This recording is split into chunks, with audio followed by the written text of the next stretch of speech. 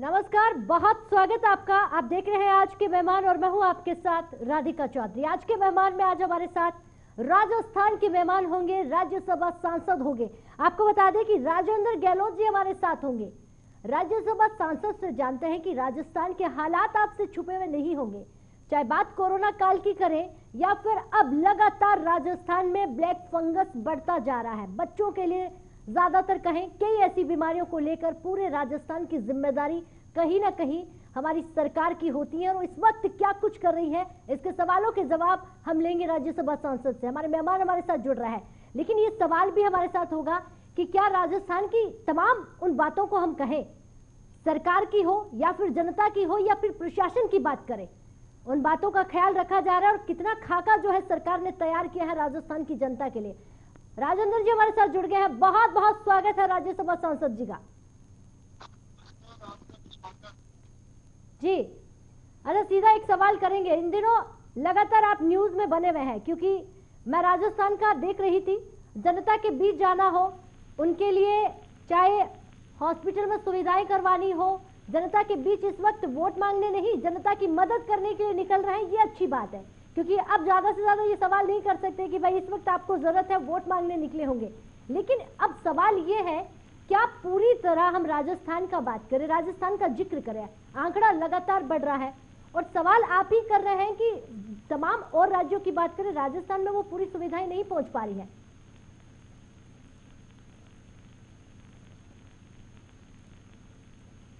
नमस्कार जी। हम कोविड-19 corona virus समय समय पर अपना रूप बदलकर भयावह स्थिति में दिखा रहा है। हम सबको राजनीति से उठकर सामूहिक रूप से प्रयास करने पड़ेंगे, जिससे ही हम इस कोरोना महामारी पर नियंत्रण प्राप्त कर सकें। राजनीति से ऊपर मानवता के आधार पर कोरोना के विरुद्ध एकजुट होना पड़ेगा। रोग की गंभीरता के प्रति आम जन को जागरूक करने और उन्हें बचाव करने के तौर तरीके केंद्र सरकार और राज्य सरकार की गाइडलाइन के आधार पर संतुलित होने वाले और उपचार प्रबंध और सहयोग करने के लिए राजनीतिक दलों को सकारात्मक प्रयास करने चाहिए। इसमें किसी प्रकार की राजनीति नहीं होनी चाहिए। केंद्र सरकार ने समय समय राष्ट्रीय स्वास्थ्य चिकित्सा संबंधी सहायता उपकरण देती रही है। प्रदेश सरकार ने केंद्र सरकार के साथ मिलकर एकजुट होकर कोरोना के विरुद्ध संयुक्त प्रयास करना चाहिए। दूसरी लहर बहुत घातक रूप लेकर आई है, तो अपना रूप निरंतर बदल रही है। यह पहली लहर से ज्यादा घातक है। इसे नियंत्रित करने के लिए केंद्र राज्य सरकार को सामूहिक प्रयास करने चाहिए और केंद्र सरकार ने समय पर जो राज्य सरकार ने सहायता मांगी है, वो सहायता केंद्र सरकार ने दी है, चाहे वो ऑक्सीजन के प्लांट हो, चाहे मेडिसिन हो, चाहे इंजेक्शन हो। उनकी डिमांड के अनुसार हमेशा केंद्र सरकार ने राज्य सरकार को दी है। परंतु मैं इस बात के लिए राज्य सरकार इस चीज को समुचित व्यवस्था करने में विफल रही है। राज्य सरकार ने प्रयास किया है और हमारा भी सबका प्रयास। राजेंद्र जी, जी आप सुन पा रहे हैं? जी सुन रहा हूँ मैं। जी, थोड़ा सा ईयरफोन जो है अपने बिल्कुल मुंह के पास रखिएगा ताकि वो आवाज हमारी जनता तक पहुंचे। आप क्या कह रहे हैं? अच्छा, सवाल आपसे मैं ये करूंगी कि क्या हम राजस्थान का यहाँ पर जिक्र करें आपके लिए, या आप जितने भी मौजूदा सरकार में हैं, आपको क्या लगता है ब्लैक फंगस को रोकने के लिए राजस्थान में तैयारियां कर ली गई है, पूरा खाका तैयार है? देखिए, ब्लैक फंगस ये बहुत कम बीमारी थी और अचानक जो बीमारी था, और इसलिए प्रशासनिक और चिकित्सा क्षेत्र में इसकी तैयारी नहीं थी। और अब केंद्र सरकार के सहयोग से राज्य सरकार ने ब्लैक फंगस और व्हाइट फंगस के लिए जो तैयारी की है, उसके लिए राज्य सरकार केंद्रीय सरकार से दोनों से प्रयासों से कुछ राहत रोगियों को मिलने प्रारंभ हुई है। जी, राज्य सरकार की बात करें, केंद्र सरकार की बात करें, आपने कहा कि कहीं ना कहीं तमाम सरकारें जो है वो काम कर रही हैं, लेकिन राजस्थान के ग्रामीण इलाकों का जिक्र भी करना होगा। आप जोधपुर से आते हैं, राजस्थान के जोधपुर ही नहीं पूरे राजस्थान के गांव की हम यहाँ पर जिक्र करें तो गांव के हालात कोरोना से कैसे हैं, मुझे लगता है कि आप बेहतर तरीके से जानते हैं। जो तस्वीरें निकलकर सामने आती हैं और जो सरकारी आंकड़े हैं वो दोनों ही अलग है। असल में क्या है आप बताइए, क्या हम राजस्थान के गांव का जिक्र करें?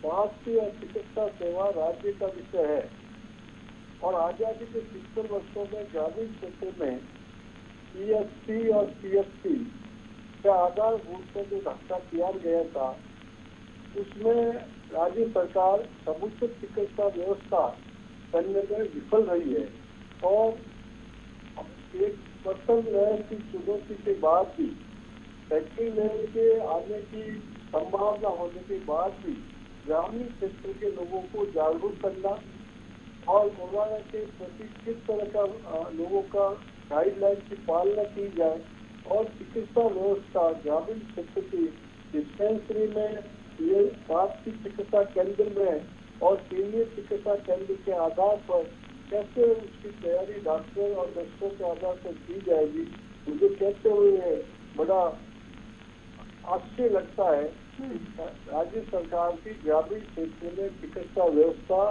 किसी प्रकार की नहीं थी। जो भी घोषणा की गई थी वो निराधार हुई और इसके कारण प्रत्येक गाँव ग्रामीण क्षेत्र के अंदर कहीं ज्यादा संख्या में संक्रमण फैला है और कई लोगों की इसमें संक्रमण के कारण मौतें भी हुई है और इसके कारण मैं कह सकता हूँ कि राज्य सरकार का जो ग्रामीण क्षेत्र का जो चिकित्सा का आधारभूत ढांचा है उसमें किसी प्रकार की कोई तैयारी नहीं थी। अब जिस पर और इसके चूंकि लॉकडाउन भी देरी से लगा और हमारे राजस्थान के अंदर क्षेत्र में और वैशाख के अंदर और शादियों का मौसम होता है और शादी और त्योहारों के कारण लोगों का मिलना जुलना, भीड़ का इकट्ठा होना, इस पर गाइडलाइन की पालना प्रशासनिक स्तर पर नहीं हुई और इसका परिणाम ये हुआ कि लोगों ने इस बात का भय रहा ही नहीं कि कोरोना के कारण हम बड़ी भारी मुसीबत में आ जाएंगे और इसके कारण उनकी जानकारी और उसकी जागरूकता नहीं होने के कारण ये ग्रामीण क्षेत्र में यह कोरोना की महामारी फैली है। जिम्मेदार किसको मानेंगे? जनता जागरूक नहीं थी या जागरूक करवाया नहीं गया, या यूं कहे सरकारें पूरी सही तरीका से समय रहते हुए, हमने 2020 में भी तो देखा था ना राज्यसभा सांसद साहब, 2020 में भी तो हम लड़ रहे थे, तो 2021 में माननीय प्रधानमंत्री के नेतृत्व में सारा देश एकजुट था। उसमें राज्य सरकारों ने भी प्रधानमंत्री जी की हर अपील का सहयोग किया और उसके साथ खड़े हो गए। प्रधानमंत्री ने जनता लॉकडाउन के माध्यम से और थाली और दीपक जलाकर लोगों को जागरूक करने के कार्यक्रम दिए। उन कार्यक्रमों के कारण जो हमारी कोरोना महामारी की तैयारी प्रथम लहर में नहीं थी, वो धीरे धीरे हमने लॉकडाउन में तैयारी करके आम लोगों को जागरूक पर प्रशिक्षित कर दिया है कि कोरोना के विरुद्ध हमको लड़ना है। ये दूसरी लहर में हमारी राज्य सरकार ने लापरवाही की, क्योंकि उसके कारण और चैत्री और वैशाख के अंदर त्योहारों का सीजन होता है और त्योहारों में और शादियों के सीजन पर यदि हमने लोगों को जागरूक नहीं किया तो उसका परिणाम जो हमको भुगतना पड़ रहा है वो आज हम भुगत रहे हैं। ये जिला प्रशासन, राज्य सरकार, चिकित्सा विभाग और इसमें सारे इस बारे में उनको इसका दोष दूंगा। उन्होंने समय होते हुए कोई तैयारी और चेतावनी नहीं दी। ठीक है, दोस्त तो आपने लगवा दिया है, लेकिन अब आपकी तरफ से क्या क्या कार्यक्रम है जो जनता के लिए किए जा रहे हैं? आप ग्राउंड पर जनता के लिए क्या कुछ कर रहे हैं, किस तरह से आप जनता को जागरूक कर रहे हैं? चलिए, राज्य सरकार इस पर सही तरीके से खरी नहीं उतर पाई, वो जितनी कोशिश कर रही है उन्होंने की। आप अपनी तरफ से बताइए ग्राउंड पर क्या कर रहे हैं आप? राजस्थान के अंदर मैं दानदाताओं को जन सहयोग से हमारे भामाशाहों ने पूरे राजस्थान के अंदर ऑक्सीजन के प्लांट लगाए, मेडिसिन की व्यवस्था करवाई। उसके साथ जो मरीज शहरों के अंदर अस्पतालों आके इलाज कराने के लिए आते थे, उनके परिवारों को भोजन की व्यवस्था और गरीब बच्चों के अंदर कच्चे अनाज की किट देकर और उसकी भोजन व्यवस्था हमारे संगठन के लोगों ने करवाई और समाज सेवी लोगों ने की है। भारतीय जनता पार्टी एक ऐसा संगठन है, उसने कहा है सेवा ही हमारा संगठन है। उन्होंने कहा अभी राजनीतिक गतिविधियां बंद करेंगे हम और सेवा के लिए हम जिस व्यक्ति को जिस आवश्यकता है तो सेवा के लिए हमारे कार्यकर्ताओं को हमने गाँवों में और शहरों में और पंचायत स्तर पर हमने कार्यकर्ताओं को सेवा के काम में हमने लगाए हैं और सेवा का काम कर रहे हैं। लगातार हम स्थानीय लेवल पर प्रशासन पर दबाव बनाकर आम लोगों को राहत मिल सकती है और आम लोगों को जो जरूरत की चीजें हैं उनको हम किस तरह उनके तक पहुंचा सकें, ये काम हमारे कार्यकर्ता और हम सब मिलकर कर रहे हैं। जी, बहुत बेहतर कि लगातार जनता के बीच उतरकर आप काम कर रहे हैं, कार्यक्रम करवा रहे हैं और जनता को जागरूक करने की कोशिश कर रहे हैं। आपको लगता है कि लड़ाई खत्म हो गई है? क्या हम कोरोना से जीत गए हैं? अब आपको लगता है कि कहीं ना कहीं राजस्थान के लिए आप लोगों के लिए दोहरी चुनौती है, क्योंकि कोरोना भी है और ब्लैक फंगस, व्हाइट फंगस, अब तो येलो फंगस और आ गया। ये तो जिस तरह की हमारे सामने चुनौती आएंगी, कोरोना वायरस जैसे हमारे प्रधानमंत्री ने कहा है, वे बेरूप या बनकर अलग अलग रूप में हमें आकर हमें कठिनाई में डाल रहा है, परंतु हमको स्थानीय लेवल पर प्रशासन को सक्रिय होकर और जनता को जागरूक करना पड़ेगा और इसके उपचार की समुचित व्यवस्था हमको करनी पड़ेगी। मैंने पहले भी कहा, हमको प्रदेश और केंद्र दोनों सामूहिक रूप से भी प्रयास करेंगे तो आने वाले समय में और हम राजनीति को छोड़कर एकजुटता के साथ जनता की सेवा में लगेंगे तो आने वाली सारी चुनौतियों को, चाहे ब्लैक हो, चाहे व्हाइट हो, चाहे और अलग संघर्ष हो, इन सारी चुनौतियों का मुकाबला हम एकजुट होकर एक योजना के साथ हम जनता के बीच में खड़े होकर जनता का मनोबल बढ़ाकर इन सारी कठिनाइयों को दूर कर सकते हैं। ठीक है, जनता को जागरूक करना है और इन सारी चुनौतियों को पार भी करना है। आपने बहुत बेहतर तरीके से बताया, क्योंकि राजेंद्र गहलोत जी, जनता की जो उम्मीदें हैं वो आप लोगों से ही होती है।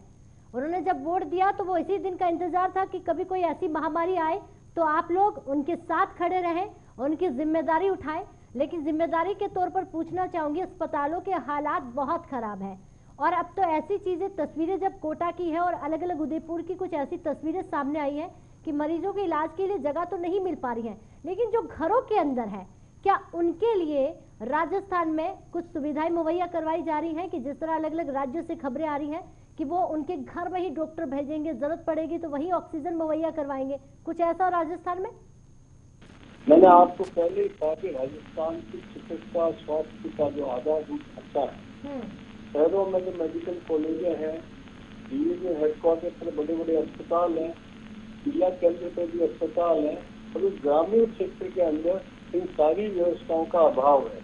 परंतु आज राजनीतिक कार्यकर्ता, सामाजिक कार्यकर्ता, जनप्रतिनिधि सब मिलकर इन समस्याओं के समाधान, प्रशासन पर दबाव बनाकर, प्रशासन के साथ जुड़कर जो आवश्यकता है उसकी पूर्ति करने से ही आने वाले समय में हम लोगों का उपचार कर सकेंगे, सेवा कर सकेंगे। लोकतंत्र के अंदर हर मतदाता, हर नागरिक के चाहता है उसकी सुरक्षा हो, सुरक्षा स्वास्थ्य की संबंधी हो, शारीरिक संबंधी हो, हर तरह की चिकित्सा संबंधी सुरक्षा हो, उसका सारा अच्छा उपचार करके हम आम नागरिक को राहत देने का प्रयास करेंगे। और सरकार से भी उम्मीद करता हूँ, सीमित साधन होने के बाद भी राज्य सरकार, केंद्र सरकार के सहयोग से यह काम करेगी।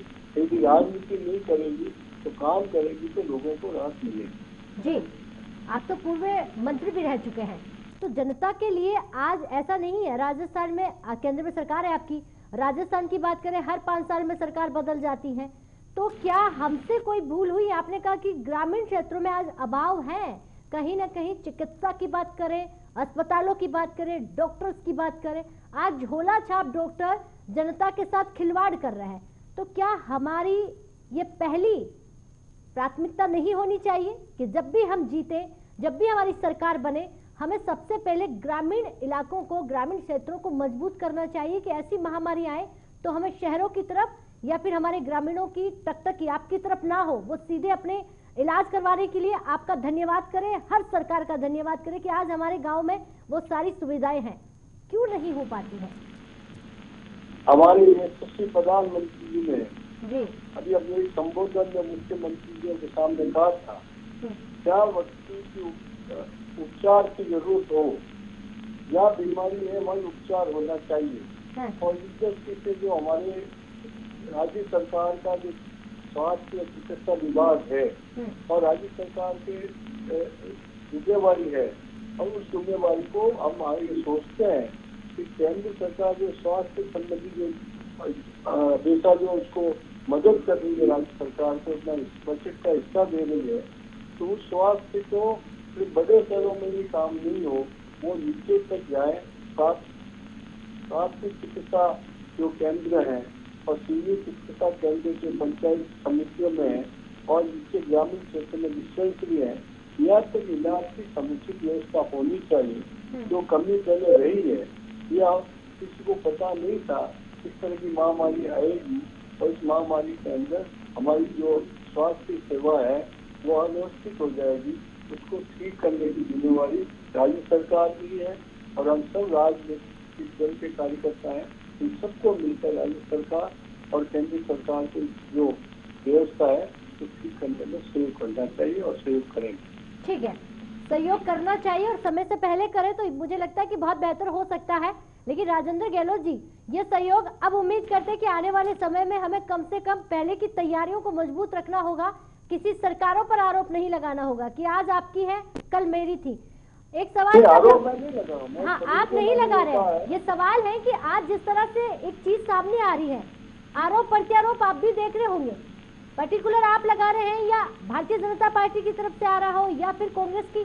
कहने का मतलब हो गया है कि हमें ज्यादा से ज्यादा ऐसी तैयारियों को मजबूत रखना चाहिए था, लेकिन इस पर जिक्र नहीं करेंगे। अब हम ये बात करेंगे कि आने वाले समय में, आज ही की बात कर लेती हूँ, ऑक्सीजन को लेकर भी किल्लत चल रही है, तो क्या ऑक्सीजन की समस्याएं धीरे धीरे ठीक हुई? संक्रमितों का आंकड़ा कम आने लगा?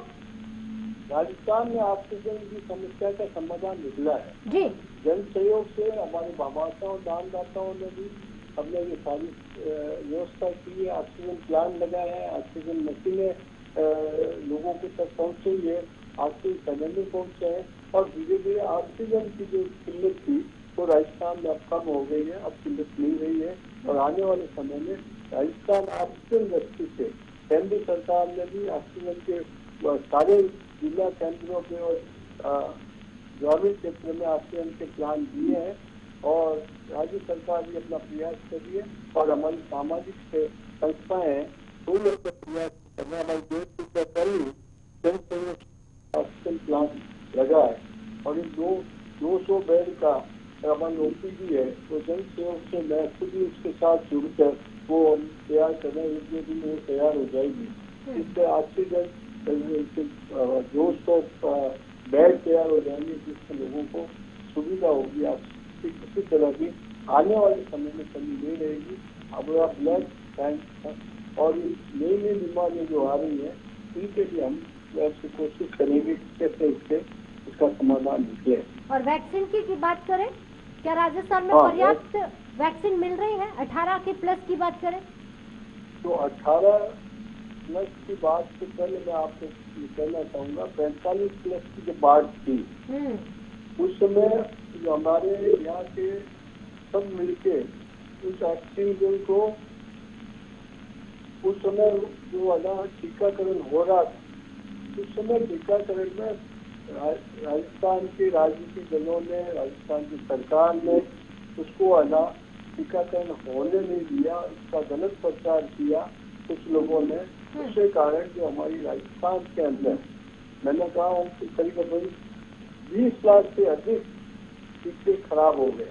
11 लाख तो शुरू में खराब हो गए, ये अव्यवस्था के कारण राजस्थान में जो टीकाकरण में जो देरी हुई है, और ये मुद्दा राज्य सरकार, तहसील सरकार के साथ मुख्यमंत्री को बैठकर राजनीति नहीं करते हुए सीधी बात जो उसकी स्थिति जो बनती है उसमें आस्था बात कर लेनी चाहिए कि जब राज्य ने मांग की है कि 18 पुलिस बलों को ऑक्सीजन की व्यवस्था हम स्वयं करेंगे और हमारे राजस्थान के बजट के अंदर भी उसकी व्यवस्था का प्रावधान किया गया, तो फिर किस प्रकार की राजनीति अपना पैसा जितना उनका बनता है वो भेजे और उसकी व्यवस्था करवा लें, और नहीं हो सकती तो केंद्र सरकार से मांग करें कि हमारी आर्थिक स्थिति सही नहीं है, हम ये भी तो राजनीति करना चाहिए। आम लोगों को हमें इस महामारी से बचाना है, सुरक्षित करना है, तो टीकाकरण होना चाहिए और उसके लिए हम सबको मिलकर प्रयास करने चाहिए। टीकाकरण में हम आम लोगों को जोड़ सकते। बिल्कुल राज्यसभा सांसद साहब, ये तो आपने कह दिया कि भाई राजनीति नहीं करनी है, लेकिन राजनीति अकेले नहीं होती है ना, उसमें भी कहीं ना कहीं भागीदारी आप लोगों की भी होती है, सामने वाले की भी होती है। अभी आपसे अगर मैं कहूँ, बहुत जरूरी है कि हमें ना तो किसी पर आरोप लगाना है, ना किसी से सवाल पूछना है, हमें कोशिश करनी है कि हमें हमारे राज्य को कैसे बचाना है। और आप सीधे तौर पर जानते हैं कि राजस्थान की राजनीति क्या है, हर 5 साल में चक्र बदल जाता है, तो जनता की अगली उम्मीद और अगला क्या कुछ होगा वो आप भी बेहतर तरीके से जानते हैं। तो हमें ना तो किसी सरकार पर बात को रखना है और ना ही खुद पर रखना है। आपने कहा कि वैक्सीन टीके खराब कर दिए गए, सही समय पर लगाए नहीं गए, ये आरोप कैसा, क्यों नहीं लगाया गया? जनता की क्या, आप मुझे बताइए ना, जनता ने क्या गलती की, क्या गुनाह किया कि जनता को सही समय पर टीके नहीं दिए गए, टीके होने के बावजूद? अव्यवस्था के कारण हुआ है, इसके लिए जिम्मेवार राज्य सरकार है, प्रशासन है। हाँ। और आगे से नहीं हो, इसके लिए हम सबको समुचित व्यवस्था करनी चाहिए। ठीक है। और मैं ये बात कह सकते हैं कि हम जिला, हमारे कार्यकर्ता भारतीय पार्टी में सेवाई संगठन है और जिला प्रशासन और राज्य सरकार के साथ संबंध बनाकर कौन कौन सी कमियां किस तरह से दूर की जा सकती है, सारा प्रयास भारतीय जनता पार्टी प्रदेश स्तर पर भी कर रही है और जिला स्तर पर भी कर रही है और पंचायत स्तर पर भी सबके साथ मिलकर जनता को कैसे लाभ पहुंचा सके।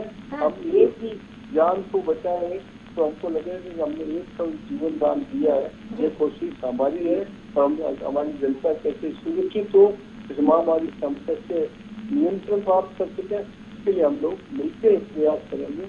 आने वाले समय में हम जनता के हर सुख दर्द का साथ रहकर उनको राहत पहुंचाने की कोशिश करेंगे। बिल्कुल, इसी कोशिश के साथ जनता को एक बार जरूर बता देते हैं कि आज हमारे साथ जो राज्यसभा सांसद साहब बैठे हुए हैं, पूर्व मंत्री रह चुके हैं, राजस्थान की जनता के बीच और लोकप्रिय नेता माने जाते हैं और किसानों के प्रिय नेता है। जनता के बीच लगातार आप काम कर रहे हैं, चाहे वो ऑक्सीजन प्लांट की हम बात करें, भामाशाहों को लेकर हो, या फिर बेड की बात करें, अस्पतालों में सुविधा मुहैया करवाने की बात करो, और यही सुविधाएं लगातार इस तरह से हर एक नेता और तमाम हमारे राजस्थान के जितने भी वहां पर लोग हैं वो कोशिश कर रहे हैं कि राजस्थान की जनता के लिए बेहतर किया जाए। इसके लिए तो मैं जरूर कहूंगी कि बहुत अच्छा काम कर रहे हैं।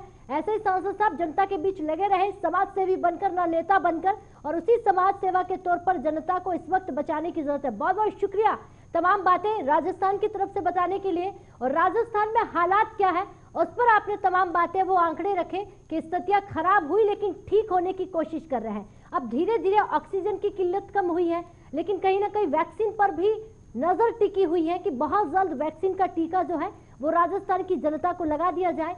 बात राजस्थान नहीं, देश भर की जनता को इंतजार है, क्योंकि रामबाण इलाज है। इस कोरोना को जड़ से खत्म करना है तो टीका लगाना जरूरी है, और इसी टीके की उम्मीद 18 से प्लस वाले तमाम वो बच्चे कर रहे हैं। अब उम्मीद तो छोटे बच्चों को भी लेकर है, क्योंकि लगातार ये बीमारियां फैल रही हैं। ऐसे में हमारी सरकारें क्या तैयारियां कर रही हैं, किस तरह से उनके पास वो खाका तैयार होगा कि वो राजस्थान ही नहीं, देश भर के हर राज्य तक वो वैक्सीन मुहैया करवा सके, दवाइयां मुहैया करवा सके, और जनता को सही समय पर सुनिश्चित करा सके कि उनकी जिम्मेदारी अब आपकी जिम्मेदारी है।